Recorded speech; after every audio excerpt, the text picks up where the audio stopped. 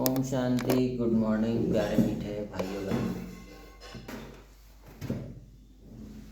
सुबह एक रोटी खाकर घर से अपनी दुकान के लिए निकला, क्योंकि आज किसी के पेट पर पहली बार लात मारने जा रहा हूँ।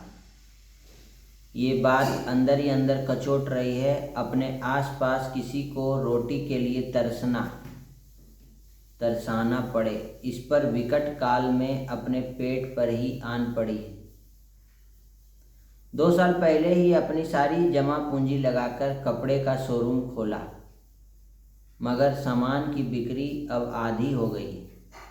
अपनी दुकान में 2 लड़के और 2 लड़कियों को रखा है। ग्राहकों को कपड़े दिखाने के लिए लेडीज डिपार्टमेंट की दोनों लड़कियों को निकाल नहीं सकता।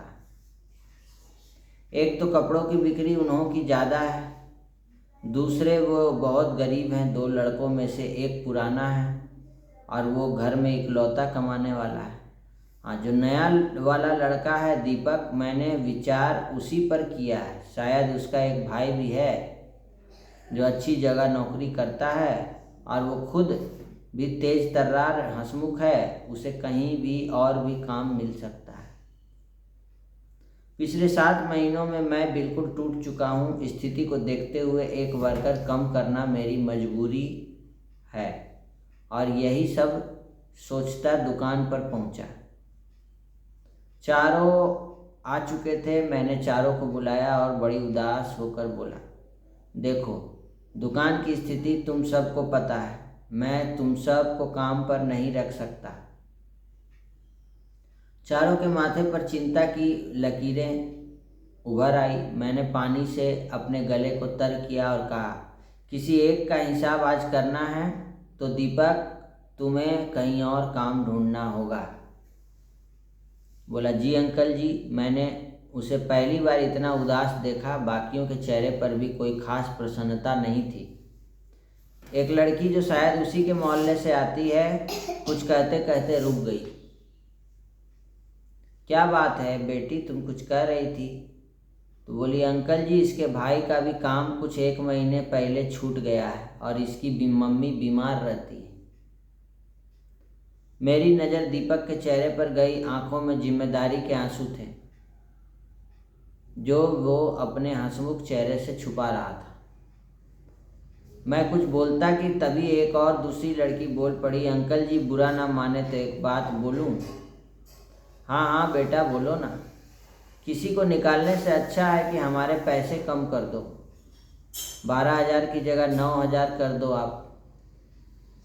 मैंने बाकियों की तरफ देखा। हाँ साहब, हम इतने से ही काम चला लें, पर तुम लोगों को ये कम तो नहीं पड़ेगा ना? बोले, नहीं साहब, कोई साथी भूखा रहे इससे अच्छा है कि हम सब अपना निवाला थोड़ा कम कर दें। मेरी आंखों में आंसू छोड़ वह सभी बच्चे अपने काम पर लग गए, मेरी नज़रों में मुझसे कहीं ज़्यादा बड़े बनकर। क्या ही अच्छा हो भाइयों बहनों, अगर हमारे समाज में भी ऐसी एकता आ जाए। कोई भी प्रॉब्लम्स आए, हम सब मिलकर उसका सामना करें, एक दूसरे का सहारा बनकर। कुछ कम खाकर सबके कंधे से कंधा मिलाकर आगे बढ़ें तो जीवन कितना सुखदायी होगा। क्या सीख मिला इस कहानी से? कमेंट करके बताइए। कैसे सभी ने त्याग किया। और कल के मुद्दे में बाबा ने कहा था, बच्चे अपना टाइम वेस्ट कभी, बाबा से प्रतिज्ञा करो, कभी टाइम वेस्ट नहीं ना करेंगे। संगम का हर पल सफल करेंगे। बाबा संगम युग में हम बच्चों के साथ बाबा हैं। हम बाबा को कभी नहीं भूलेंगे। तो आज तो अभी स्कूल है कि सेंटर कैसे जाएगी? या तो स्कूल जाओ या तो सेंटर जाओ।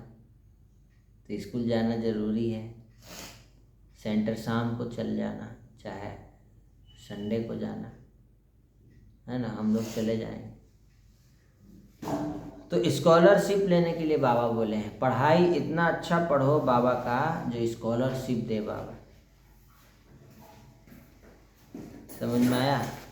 और आज का मुरली में बाबा ने हम बच्चों को कहा है कि मीठे बच्चे, तुम अभी सत्य बाप द्वारा सच्ची बातें सुन सोजरे में आए हो, तो तुम्हारा कर्तव्य है सबको अंधियारे से निकाल सोजरे में लाना।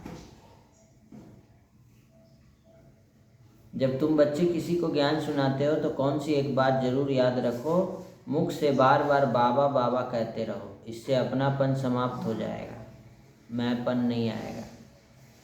समझ में आया? आज अंधेरे में इंसान, आगे क्या है गीत में,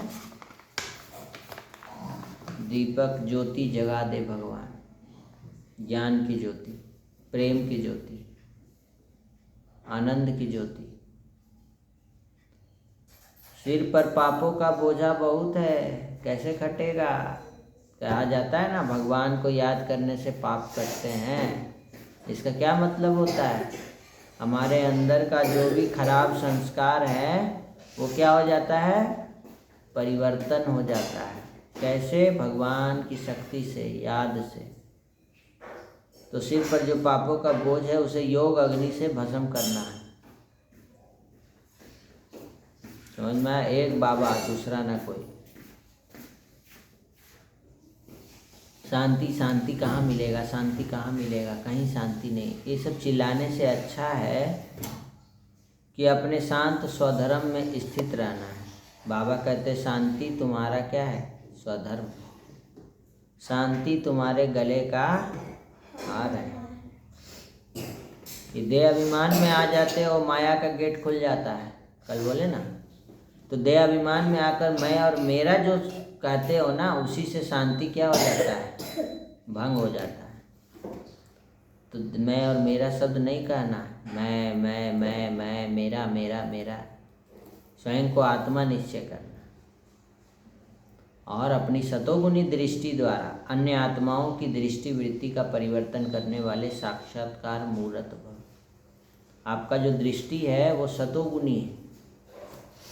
आपकी दृष्टि पाकर के सामने वाले का भी संस्कार, दृष्टि वृत्ति परिवर्तन हो जाना चाहिए और उसको साक्षात्कार होना चाहिए बाबा का। दृष्टि से सृष्टि बदलती है। जैसा दृष्टि, तो दृष्टि क्या है हमारा? हम सब आत्मा है, सामने वाला भी आत्मा है, हम सब बाबा के बच्चे बहुत अच्छे, सबका कल्याण, ये दृष्टि। तो ऐसी दृष्टि रखनी है जो सतोगुणी है। तो सामने वाला भी आएगा ना, तो उसको भी साक्षात्कार हो जाएगा। नज़र से निहाल कर दो, क्योंकि अंत में जब ज्ञान की सर्विस नहीं होगी तब यही सर्विस चलेगी। पवित्रता का प्रैक्टिकल स्वरूप सत्यता एवं अर्थात दिव्यता है। और मधुर बनो, नम्र बनो। मधुरता और नम्रता का गुण झुकना सिखाता है। जितना सभी आप संस्कारों से, संकल्पों से झुकेंगे, उतना विश्व आपके आगे झुकेगा। झुकना अर्थात झुकाना। तो पहले हमको झुकना है, ये नहीं कि वो झुके, वो सॉरी बोले। क्यों? पहले आप भी तो सॉरी बोल सकते हैं। आपके अंदर ताकत नहीं है, इसीलिए आप बोल नहीं रहे। संस्कार में भी झुकना, यह संकल्प भी ना हो कि दूसरे पहले हमारे आगे झुके तब हम झुकेंगे। नहीं, हम झुकेंगे तो सभी झुकेंगे। झुकता वही है जो प्राप्ति संपन्न रहता है, भरपूर रहता है, भारी रहता है, फलों से लदा हुआ रहता है। पेड़ भी झुकता कब? जब लदा हुआ है। जो सच्चे सेवाधारी होते हैं वह जब सभी के आगे झुकेंगे तब सेवा कर सकेंगे। सच्चा सेवाधारी। अकड़ के नहीं रहना है कि नहीं वो बात नहीं करेगा तो हम भी नहीं करेंगे। नहीं, हम करेंगे तो सब करेंगे। समझ में आया? तो अब हो गया टाइम सेंटर जाने का, चलते हैं स्कूल छोड़ के। ओम शांति। आज के वीडियो में इतना ही। जो भी सीख मिला आज होमवर्क बना के रखेगी कॉपी में, बाबा का कॉपी है ना। ओम शांति।